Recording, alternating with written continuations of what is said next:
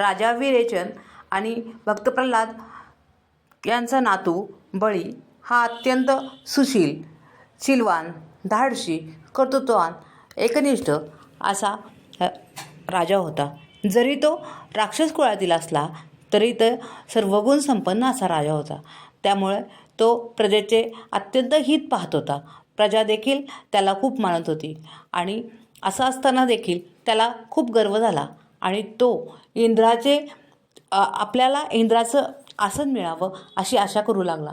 अशी आशा करत असतानाच इंद्राला ही बातमी समजली आणि त्याला भीती वाटू लागली. इतका चारित्र्यसंपन्न राजा जो असुरांचा आहे तरीसुद्धा तो आपले आसनावर अधिकार गाजवू इच्छितो, म्हणजे आपलं काही खरं नाही. आणि तोही बाप सर्व देवात सांगू लागला. त्याच वेळेस विष्णूने ही गोष्ट ऐकली आणि सांगितले की तुम्ही काही काळजी करू नका, त्याचा उपाय माझ्याकडे आहे. आणि म्हणूनच त्यांनी वामन अवतार घेतला.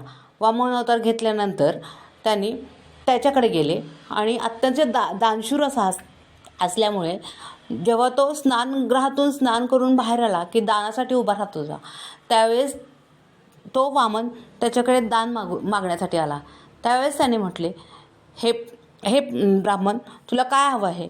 त्यावेळेस त्याने सांगितले की मला फक्त 3 पावलं एवढी जमीन हवी आहे. समोर ब्राह्मण भिक्षा मागतोय आणि तोही 3 पावलात बसेल एवढी जमीन मागतोय. हे ऐकून त्याला ही गोष्ट क्षुल्लक वाटली आणि तो म्हणाला, ठीक आहे, 3 पावलं जमीन तर मी तुला देऊनच टाकतो. आणि अशा तऱ्हेनं अतिशय गर्वाने त्याने ही गोष्ट मान्य केली. ही गोष्ट मान्य केल्यानंतर त्यानं पहिलं पाऊल ठेवलं. त्यावेळेस पाताळ आणि पृथ्वी हे सगळं त्यानं गिळंकृत केलं. त्याच्यानंतर दुसरं पाऊल ठेवलं, ते स्वर्गात ठेवलं. आणि आता वामन विचारू लागला की मी आता 3रं पाऊल कुठं ठेवू?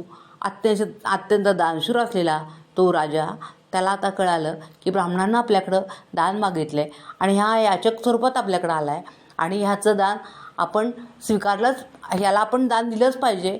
म्हणून तो म्हटला, हे देवा, तू माझ्या डोक्यावर पाय ठेव. आणि अशा तऱ्हेनं त्यानं त्याच्या डोक्यावर पाय ठेवला.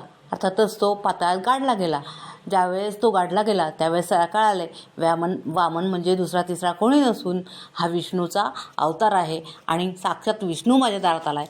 त्यावेळेस त्यांना एक वर मागितला, हे विष्णुदेवा, मी जेव्हा आता माझं सगळं संपलं आहे आणि जेव्हा माझं राज्य हे प्रजेला खूप हितावह वाटलं आहे आणि प्रजेला आज असं वाटतं आहे की ह्याच्यासारखं राज्य कुठंही नसेल किंवा कुणीही करू शकणार नाही. मात्र एक गोष्ट लक्षात ठेव, मी इतका प्रजाहित दक्ष राजा होतो हे सर्व जगाला कळण्यासाठी वर्षातले 3 दिवस असे दे की ज्यावेळेस बळीचं राज्य असू देत.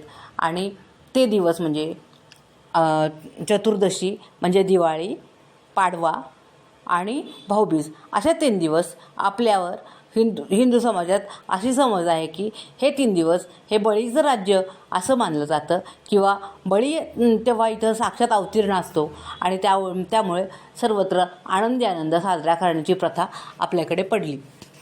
मैत्रिणींनो, ही कथा तुम्हाला कशी वाटली? आवडली का? आवडली असेल तर लाईक करा, शेअर करा, कमेंट करा आणि हो, सबस्क्राईब करायला अजिबात विसरू नका. थँक्यू मैत्रिणींनो. पुन्हा एकदा नमस्कार मैत्रिणींनो.